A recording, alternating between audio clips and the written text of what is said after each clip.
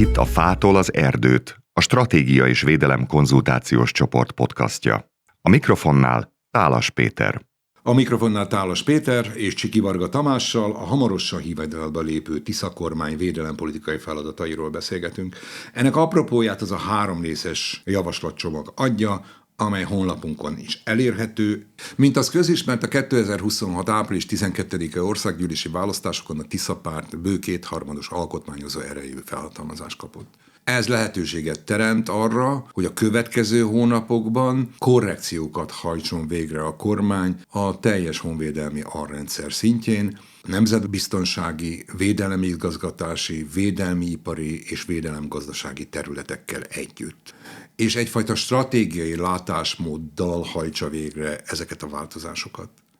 Milyen feladatok állnak az új honvédelmi vezetés előtt? 3 olyan, nevezzük így, tartalmi funkcionális pillérrel számolunk, ami a teljes kormányzati cikluson átívelő munkát fog eredményezni. Az egyik egy helyzetértékelés, stratégiai felülvizsgálattal meg kell tudni azt, hogy egyáltalán miből gazdálkodunk, mire építhet a következő honvédelmi vezetés. A második lépés a kül- és biztonság, valamint védelempolitika összehangolt újra gondolása kell, hogy legyen. A harmadik pedig ezeket betetőzve, kiegészítve részben a Tisza által már megfogalmazott felülvizsgálat az elmúlt éveknek döntéseire vonatkozóan, részben pedig a transzparens civil kontrollnak a megerősítése, helyreállítása. Akkor nézzük ezeket sorba. Vegyük először a helyzetértékelést. Mit akar pontosan ez a pillér? A központi eleme a helyzetértékelésnek egy átfogó stratégiai felülvizsgálat kell, hogy legyen. Ilyen a NATO csatlakozás idején volt, azt követően volt utoljára Magyarországon, és ez egy olyan katalógust teremt, egy olyan tiszta képet teremt, amiben vázolja a Honvédelmi Minisztérium saját maga számára, hogy a Magyar Honvédség milyen eszközökkel, haditechnikával, személyállománnyal, anyagi erőforrásokkal és minden egyébben rendelkezik,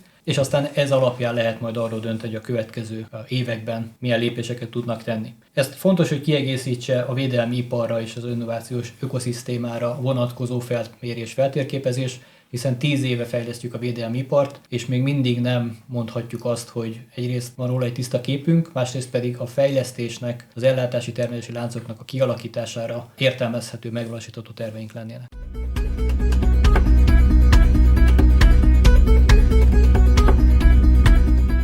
Mit akar a második pillér, vagyis a kül- és biztonságpolitika, illetve a védelempolitika összehangolt újragondolása? Ennek a központi eleme a stratégiai dokumentumok felülvizsgálata, ami évek óta egy adósság. A 2020-as Nemzeti Biztonsági Stratégia és a 21-es Nemzeti Katonai Stratégia felülvizsgálatát a Fidesz kormány az előző ciklusban saját magának szabott feladat alapján 2023-ig végre kellett volna, hogy hajtsa. Erre nem került sor különböző indokokkal, de mivel most egy új kormány, új felhatalmazással, új helyzetben áll neki a védelem átgondolásának, ezért minden ilyen dokumentumot felül kell vizsgálni, reflektálni kell az új biztonsági helyzetre, többek között az orosz-ukrán háborúra, és egyébként ehhez csatlakozó dokumentumokat, külpolitikai stratégiát, honvédelmi alapelveket és minden egyebet is fel lehet frissíteni. Ennek nagyon fontos része előre tekintve a védelmi tervezési folyamatoknak az átgondolása, felülvizsgálata, hiszen egy haderőfejlesztés zajlik 10 éve, aminek még nem vagyunk a végén. Vannak olyan folyamatok, amik zajlanak, és amik még évekig zajlani fognak, és van egy nagy összegű 16,2 milliárd eurós uniós forrás, aminek a felhasználását nagyon pontosan és gondosan meg kell tervezni.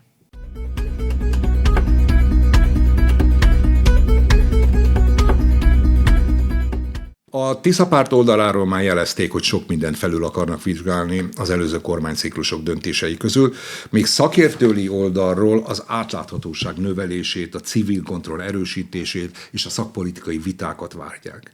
Mit jelent mindez a gyakorlatban a védelmi szférában? Ebben a csomagban, a javaslatcsomagban legalább 5 nagyobb területet látunk. Az első az a 2016 és 26 közötti védelmi beszerzéseknek a megvizsgálása, felülvizsgálata. Számos olyan döntés született, ami én azt gondolom szakpolitikai oldalról, katonaszakmai oldalról ezt mondják a szakértők, hogy megalapozottak, de az, hogy költségvetésileg egyébként itt jó döntések születtek, azt meg kell nézni, illetve a védelmi iparfejlesztés, amihez szorosan kapcsolódott és nagyon komoly állami befektetésekkel indult 2018 környékétől, majd 2025-ben egy erős privatizációs hullám söpört végig a magyar védelmi iparon. Ennek is a mikéntjét, az árérték arányát és az előremutató hatásait érdemes lesz megvizsgálni. Ugyanilyen jellegű felülvizsgálat és egyfajta megújítás szükséges a teljes szakpolitikai intézményrendszerben, vagy intézményi alrendszerben.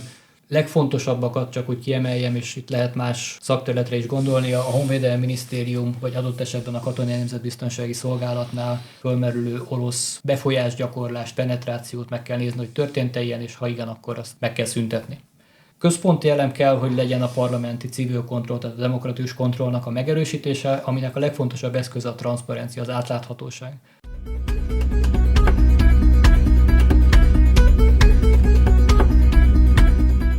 Egy teljesen új kommunikációs megközelítést javasolnék én személy szerint a Honvédelmi Minisztériumnak, pontosan azért, hogy a forrásoknak a felhasználása az ne csak formailag törvényes, hanem a társadalom által elfogadott és szakpolitikailag is minden szempontból helyes legyen, és a társadalom azonosulni tudjon a védelem céljával, hiszen a közpénzt, a mindannyiunk zsebéből finanszírozott forrásokat költjük például olyan közjavakra, mint a védelem. Olyasmire gondolsz, hogy esetleg az országgyűlési képviselők, az önkormányzati képviselők kapjanak képzést a biztonság és védelempolitika feladatköréből, ismereteket szerezzenek? Több kört is mindenképpen meg kell célozni. Az egyik az, hogy maguk a döntéshozók valóban legyenek jobban tisztában azzal, hogy a világ merre tart, és az ő konkrét döntéseik, legyen ez a haderő méretére vonatkozó, legyen akár egyes fegyverrendszerek modernizációs döntésekre vonatkozó ügyek, annak mi a hatása. És ez egy alapismeretet azért el lehet várni. Európában van ilyen példa, Lengyelország esetében a Szejm képviselői egy legalább 2 hetes alapképzést kapnak külbiztonság és védelempolitikai témában, akkor, amikor felveszik a mandátumokat és beülnek a parlamentbe. De sokkal szélesebb értelemben meg kéne újítani a tájékoztatást, a kommunikációt, mert a honvédelmi alrendszernek, a Magyar Honvédségnek a legnagyobb problémája és a legkeményebb feladata a következő évtizedben is az lesz, hogy a személyállományt és a társadalmi támogatást, részvételt biztosítani tudja. Ehhez informáltság kell, ehhez megfelelő tájékozottság kell, az kell, hogy az emberek magukénak érezzék a védelem és a honvédelem kérdését, nagyon profánul fogalmazva meg akarják védeni a saját hazájukat, és hát kellően vonzó színben és előremutató jellegű pályaképet kell kirajzolni a katonák számára, hogy egyrészt csatlakozni akarjanak, tehát a toborzás sikeres legyen, másrészt pedig utána meg is tudják tartani ezt az értékes munkaerőt.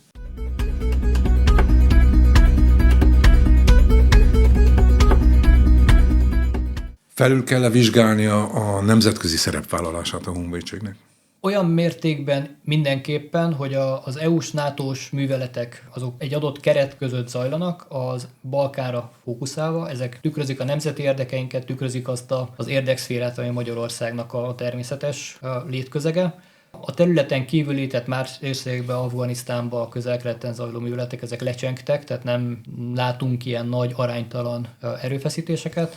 Viszont az olyan vadhajtásokat, mint például az elhíresült csádi műveletnek az elképzelése és olyan környezetben végrehajtandó műveletek, amire a Magyar Honvédség nem feltétlenül hivatott, nem feltétlenül képes és nem csatlakozik szorosan a legalapvetőbb magyar nemzeti érdekekhez, vagy nem tudjuk megvalósítani, mert még nem ott tartunk, hát ezeket mindenképpen át kell gondolni. Szó lehet-e arról, hogy összekapcsolódik a Tisza külpolitikájának a regionális fókusza, esetleg egy regionális fokozottabb kooperációval a katonai szférában és a hadseregek között? Szó kellene, hogy legyen róla. Arról egyértelmű állásfoglalást hallottunk, hogy a Visegrádi 4-ek és V4 plusz formátumban tervezik a magyar védelempolitikát megújítani. Ennek lehet biztonság és védelempolitikai eleme is, sőt van olyan kezdeményezés, egyébként 2018-19-re nyúlik vissza, tehát itt nem kell kormányciklusokhoz képest egy teljes tabularázával újra kezdeni mindent. Van olyan regionális parancsnokságunk NATO bekötéssel, ami több nemzeti parancsnokság magyar vezetéssel, és az eredeti funkciója az volt, hogy a regionális együttműködést erősítse, ezeket lehet folytatni, és hát várhatóan hangsúlyában mindenképpen változni fog a magyar-ukrán kapcsolat, és haderőfejlesztés, védelmi ipar, technológia szempontjából, a katonai tapasztalatok, a műveletek tapasztalatok megosztása szempontjából nagyon komoly lemaradásban van Magyarország, amiatt, mert elzárkóztunk mindentől, ami Ukrajnához kapcsolódik, és gyakorlatilag nem partnerként és nem az információkat megosztó szereplőként tekintettünk rá, mint egyébként nagyon sok EU és NATO tagállam, hanem legalábbis verbálisan, mint egy ellenségre.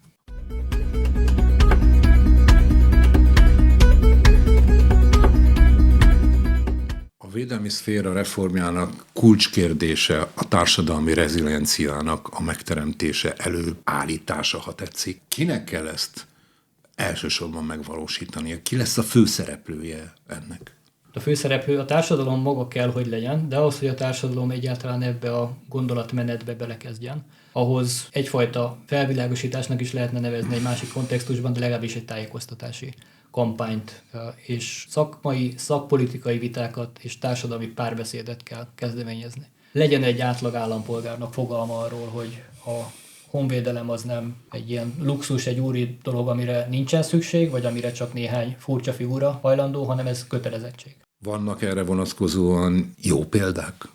Vannak. Európában talán legjobb példának Finnországot lehet nevezni. Totális védelemnek hívják a finn modellt, és ez helyi szinten is megszervezett védelmet, a helyi állampolgárok szándékát, akaratát csatornázza be arra, hogy mindenki a saját közvetlen környezetét akarja leginkább megvédeni, erős területvédelmi erőkkel, megfelelő alapkiképzéssel, tartalékos erőkkel, és erre ráépülve egy jól felszerelt, modern, hivatásos haderővel.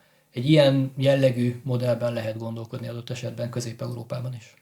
Ez volt a Fától az erdőt. Köszönöm a beszélgetést Csiki Varga Tamásnak, a Stratégiai és Védelem Tanácsadó Csoport védelempolitikai elemzőjének. Ha tetszett podcastunk, kövessenek minket YouTube csatornákon, LinkedIn oldalunkon és honlapunkon www.svsd.hu.